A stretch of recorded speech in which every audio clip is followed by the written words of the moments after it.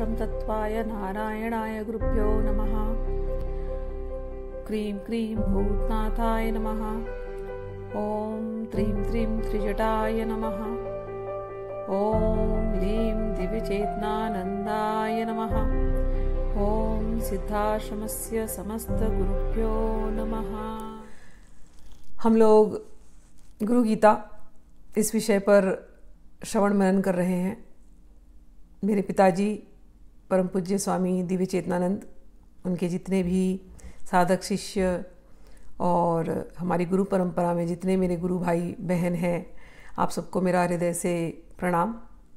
आप में से बहुत लोगों ने गुरु गीता इस विषय पर मुझसे बहुत सारे प्रश्न किए थे, तो बस आप लोगों के प्रश्नों को सुनकर के ये मन में संकल्प आया कि गुरु गीता के जितने श्लोक हैं उनका अनुवाद किया जाए, उनको अर्थ, उनके अंदर के अर्थ को समझाया जाए। मेरे पिताजी की भी ये इच्छा थी कि कभी मैं गुरु गीता पर बोलूँगी, तो अपने पिताजी की इच्छा और जितने मेरे गुरु परंपरा में मेरे गुरुजन हैं, सिद्धाश्रम के सभी गुरुओं को मैं प्रणाम करते हुए इस विषय पर जो समझ में आई हैं बातें वो कहूँगी। गुरु गीता तो साक्षात भगवान शिव ने बोली है। अब वही गुरु हैं, वही शिव हैं जिन्होंने ये बात कही है। हम उसको थोड़ा बहुत समझाने का प्रयास कर रहे हैं। हम भगवान शिव से प्रार्थना करते हैं और सभी गुरुओं से प्रार्थना करते हैं कि यदि वो चाहेंगे तो हम सरलता से इसको समझा पाएंगे। वो अपने जैसी उनकी इच्छा है वैसा वो समझाएं। पिछली बार हमने श्रवण किया था कि भगवान शिव कैलाश शिखर पर बैठे हैं कल्प वृक्षों के बीच में, और जितने भी अमलात्मा विमलात्मा मुनिजन हंस सब उनको घेर करके बैठे हुए हैं और सबने प्रश्न किया है गुरु की महिमा पर। और वहाँ पार्वती जी आती हैं और पार्वती जी देखती हैं कि ये बार बार बड़े भाव विभोर हो रहे हैं शिव जी। तो पार्वती जी बोलती हैं, इतनी गुरु की महिमा है कि आप भाव विभोर हो जाते हैं, जरा आप हमें सुनाइए। तो शिव जी कहते हैं, हे देवी, तुम तो मेरा अपना रूप हो, मम रूपासी देवी। फिर भी तुम मेरा अपना रूप हो कहने का अर्थ है तुम तो सब जानती हो, तुमसे क्या छुपी बात है, तुम मेरी अर्धांगिनी हो। मम रूपासी देवी त्वम प्रीति अर्थम वदामि हम। फिर भी तुमने प्रश्न किया है तो तुम्हारी प्रीति के लिए मैं ये इसके अर्थ को समझाऊंगा। लोक उपकार का प्रश्न, अरे तुमने ये प्रश्न किया है तो इसके पीछे तो अर्थ यही है कि लोक का उपकार होना है, इसलिए तुम ये प्रश्न कर रही हो। तुम ये भी जानती हो देवी कि ये जो गुरु गीता का जो रहस्य है ये तीनों लोकों में दुर्लभ है, समझना। फिर भी तुमने प्रश्न किया है तो मैं इसका उत्तर दूंगा। एक बात तो तुम भी जानती हो देवी, ये सारी बातें अंदर से निकल आती है क्योंकि शिव जी ने गुरु रूपी शिव जी ने पहले कह दिया, त्वम देवी मम रूपासी, तुम मेरी रूप हो। इसीलिए तो वो कह रहे हैं, गुरु बिना ब्रह्म नान्यत सत्यम सत्यम वरानने। हे देवी, गुरु के बिना और कोई सत्य है ही नहीं। जो कुछ भी तुम्हें दिखाई दे रहा है, यदि जिसको सत्य कहते हैं लोग कि पूरा जगत ब्रह्म है, कहते हैं ना सत्यम ब्रह्म, तो अगर ब्रह्म पूरा सत्य है तो ये जो ब्रह्म जो तुम्हें दिखाई दे रहा है दूर दूर तक या अंदर या बाहर, जिस तत्व को कोई बता नहीं पा रहा है, जिसको लोग ब्रह्म कहते हैं, ब्रह्म तत्व, अल्टीमेट ट्रुथ, परम सत्य, सत्यम ज्ञान अनंतम ब्रह्म, वो जो सत्य ज्ञान जिसको लोग कह रहे हैं कि वो जो ब्रह्म है वो अनंत है, वही नाना रूपों में प्रकट हुआ है।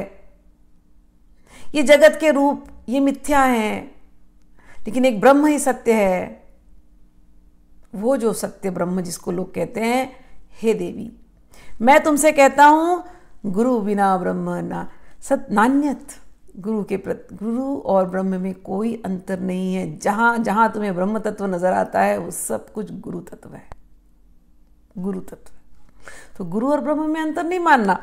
आगे कहते हैं, वेद शास्त्र पुराण इतिहास मंत्र यंत्र तंत्र विद्याश्च स्मृतिरुच्चाटनादिकम सैव शक्तागम आदिनी अन्यानि विविधानि च अपभ्रंश कराणैः जीवानां भ्रांत चेतसाम्। यज्ञो व्रतं तपोदानं जपस्तीर्थ तथैव च गुरुतत्वं विज्ञाय मूढ़ास्ते चरते जना। कहते हैं कि कोई यदि ये कहे कि अरे वाह, हमें तो सब कुछ शैव तंत्र के बारे में हम सब जानते हैं, शाक्त तंत्र के बारे में हम सब जानते हैं, वैष्णव तंत्र के बारे में हम सब जानते हैं, अरे वेद शास्त्र पुराण इत्यादि हमें तो कंठस्थ है। कोई ये सब कुछ कहता हो, कोई ये कहता हो कि हमें उच्चाटन, मारण, मोहन इत्यादि ये सब कुछ अच्छे से आता है, कोई ये सब कुछ जानता हो, लेकिन एक बात मैं आपसे बताता हूँ देवी, ये सब कुछ मनुष्य को भ्रमित करने वाले हैं। वेद भी भ्रमित करने वाले, पुराण भी भ्रमित करने वाले, आगम निगम भी भ्रमित करने वाले हैं। ये पढ़ पढ़ करके उसमें से उत्तर मिल जाए कोई गारंटी नहीं है। ये सब के सब भ्रमित करने वाले हैं, लेकिन इसका जो सार है वो बताने वाले कौन है? वो तो केवल गुरु है। नाना पंथ जगत में निज निज गुण गावे, सबका सार बता कर गुरु मार्ग लावे। तो ये भगवान कहते हैं कि कोई घमंड करे कि हमें ये सब कुछ आता है, लेकिन यदि वो गुरु तत्व नहीं जानते तो वो कुछ नहीं जानते, वो कुछ नहीं जानते। गुरु को समझना इतना गूढ़ रहस्य है। आगे कहते हैं गूढ़ विद्या गुरुर्बुद्ध्यो आत्मनो नान्य सत्य सत्य न संशयः तद्लाभार्थ प्रत्यस्तु कर्तव्यो ही मनीषिभिः। इसलिए मनुष्य को एक ही काम करना चाहिए। ये गुरु तत्व क्या है इसको जानना चाहिए। ये गुरु तत्व जप के ऊपर है, तप के ऊपर है, कहते हैं व्रत के ऊपर है। तीर्थ, जप, तप, तीर्थ, व्रत, दान, यज्ञ इत्यादि भी यदि कोई करता हो, लेकिन गुरु तत्व यदि नहीं जानता, कहते हैं अविज्ञाय, अरे वो अज्ञानी है, वो मूढ़ है। तो मनुष्य का सबसे बड़ा कर्तव्य यह है कि वो गुरु तत्व को जाने। बाकी सब जान लिया कोई बात नहीं, लेकिन गुरु तत्व नहीं जाना तो बाकी सब जानना वो मूढ़ का लक्षण है। भगवान कहते हैं गूढ़ विद्या जगन माया, गूढ़ विद्या जगन माया, देहे चाज्ञान संभवा, उदय स्वप्रकाशेन गुरु शब्देन कथ्यते। कहते हैं कि ये जो संसार है ये माया का स्वरूप है। ये संसार अविद्या का स्वरूप है। यह संसार अज्ञान का स्वरूप है। माया ने अपना जाल हर जगह फैला करके रखा है। अज्ञान में, अविद्या में लोग जी रहे हैं, और ये अज्ञान और अविद्या में रहने की वजह से वे दुखी हैं, वो तप रहे हैं दिन रात। जीव को तो हमेशा आनंद में रहना चाहिए। जीव तो आत्मा स्वरूप है। जीव का असली स्वरूप है सच्चिदानंद, ऑलवेज हैप्पी, ऑलवेज ब्लिसफुल। ये जब जीव का स्वरूप है, हम सब लोग कौन है? गीता पढ़ते हैं तो हम सब लोग आत्मा है। आत्मा है ना। ये शरीर तो एक दिन जाने वाला है कि नहीं जाने वाला, मर जाने वाला। तो जीते जी ये शरीर से केवल क्या दुख लेने के लिए पैदा हुए? हम पैदा होने से लेके मरते तक केवल रोते रहने के लिए पैदा हुए? दिन ब दिन टेंशन से घिरे रहना, स्ट्रेस लेना, स्ट्रेस लेके बीपी हाई कर लेना, शुगर बढ़ा लेना, शरीर को दिन रात त्रास देना, क्या हम इसलिए पैदा हुए हैं?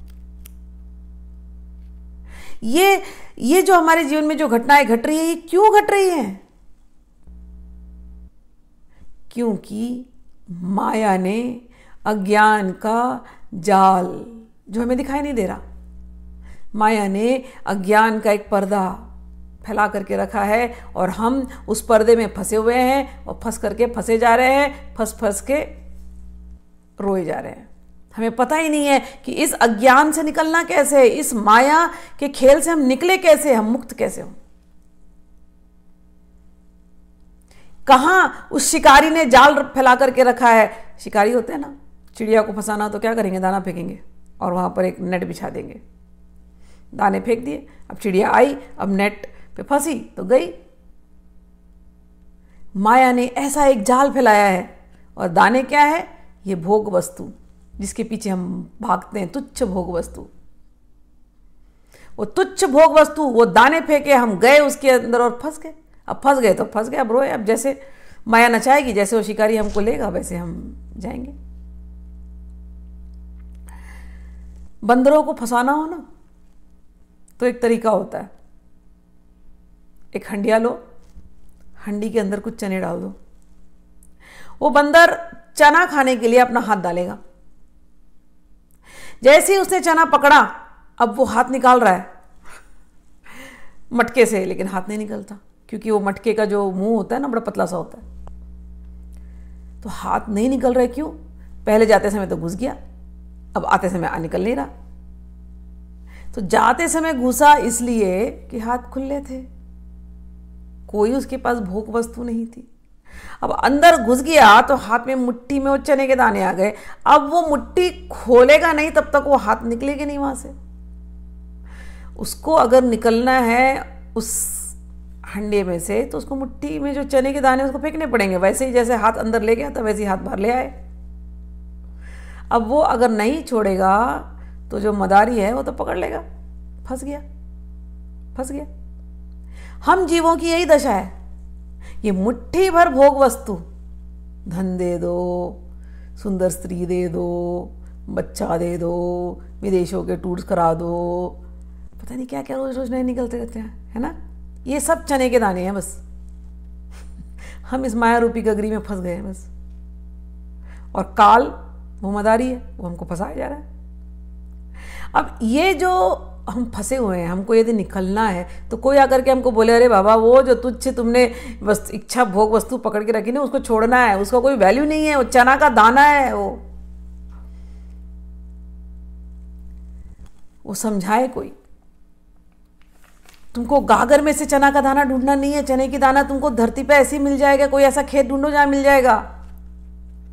और पूरी धरती में बहुत जगह पे खाना अवेलेबल है। चने के दाने पे रहने की जरूरत नहीं है, तुम और भी बहुत कुछ खा सकते हो। क्यों बंदर के जैसे फंसे हो? ये हमारा मन नहीं, बंदर भोग वस्तुओं के पीछे भागता है। हम फंसे रहते हैं और अपने आप को तकलीफ दिए रहते हैं बस। उस तकलीफ में जब बहुत ज्यादा तकलीफ हो जाती है, अब बंदर को बहुत तकलीफ हो जाएगी तो कोई ना कोई आए बचाए उसको। अब जब हमको बहुत तकलीफ हो जाती है तो हम जाते गुरु के पास। तो गुरु पहले पहले हमको हमारी जो छोटी छोटी तकलीफ है ना, उसको दूर करने के लिए थोड़े बड़े ऐसे प्रिस्क्रिप्शन दे देते हैं। ये कर लो, वो कर लो, ये व्रत रख लेना, वो उपवास रख लेना, इस बुक को पढ़ लेना, ये तीर्थ कर लेना। लेकिन असली गुरु जो होते हैं वो आपको इस अविद्या माया के जंजाल से परमानेंट निकाल देते हैं। वो आपके ज्ञान को खोलते हैं, आपके नेत्रों को खोलते हैं कि ये सब माया का खेल है, निकलो इस माया से बाहर। जब तक तुम माया में फंसे रहोगे, बारंबार शरीर बदलोगे, बारंबार अलग अलग रूपों में आओगे। कभी जानवर बनोगे, कभी पक्षी बनोगे, कभी कीड़े बनोगे, कभी सूअर बनोगे, कभी गधा बनोगे, कभी कुत्ता बनोगे, कभी कुछ और बनोगे। फंसे ही रहोगे। ये 84 लाख योनियों के चक्रों में फंसे रहोगे। फिर कभी जाकर के मनुष्य जीवन मिलेगा, फिर एक मौका मिलेगा बचने का, और तुम फिर भी बंदर जैसे बिहेव करोगे, कुत्ते जैसे बिहेव करोगे, गधे जैसे बिहेव करोगे, तो नहीं छूटोगे संसार से। ये माया इतनी स्ट्रांग है, ये अज्ञान, ये अविद्या की माया। तो भगवान शिव कहते हैं, गूढ़ विद्या जगन माया देहश्च ज्ञान संभव विज्ञानम यत् प्रसादेन गुरु शब्देन कथ्यते। कि केवल गुरु के शब्द, ये विज्ञान है, ये साइंस है, ये ज्ञान है। गुरु का शब्द जीव को इस अज्ञान रूपी, इस अविद्या रूपी माया के जाल से निकाल देता है।